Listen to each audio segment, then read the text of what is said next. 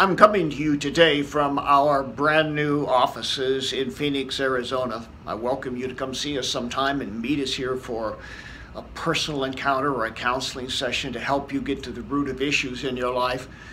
We have a great new facility and we're here several days a week. You can fly from anywhere in the country and we're here to meet your needs. But I want to talk to you about this issue of whether or not addiction is a disease. I've always been a fan of National Geographic magazine and read it since I was a kid. I have to put up with their unrelenting promotion of the evolutionary hypothesis and their pontificating about how humanity is at fault for global warming. But they have great pictures, great nature articles, especially the animal pictures. The latest edition I have in my hand is interesting because it's got an article about addiction, the science of addiction, and the latest neurological research. And it's a very good article. Let me read you just a portion of it. Addiction causes hundreds of changes in brain anatomy, chemistry, and cell-to-cell signaling, including in the gaps between neurons called synapses, which are the molecular machinery for learning.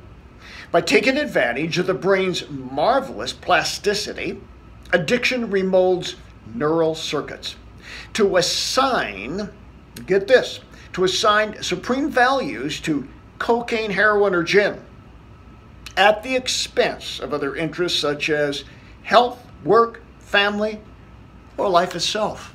I couldn't agree more. But the real problem I have with this article is its constant claim that addiction is a disease. Now, I have a lot of people come to see me for help. They have addiction problems, or they have loved ones who have addiction problems. And the reality is sometimes it's a demon. In fact, there's actually a demon that calls itself addiction. A lot of these people have been to rehab, they've tried everything, and until they get deliverance, they don't get free. Now, let's talk about this matter of it being a disease. I don't have any question that the result of an addiction is a disease. What it does to the body puts the body into a diseased condition. But if addiction is a disease, it's the only disease that you can get by moral choice. Take our family, for example. We don't drink. We don't smoke. We don't do weed. We don't do cocaine. So you know what? We have zero chance of becoming addicted. Zero chance of having the disease of addiction. Why? Because we've made a spiritual and moral choice. Now, I know some of you weren't raised in a good family, and maybe you veered off into sin for a while and you became addicted. But Jesus can set you free. He can set you free from the bondage of an evil spirit, if that's what's behind it.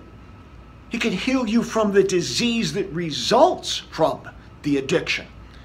So I encourage you to schedule a personal encounter with us. You might do it right here at our offices in Phoenix, or you can meet me at a seminar city somewhere around the country.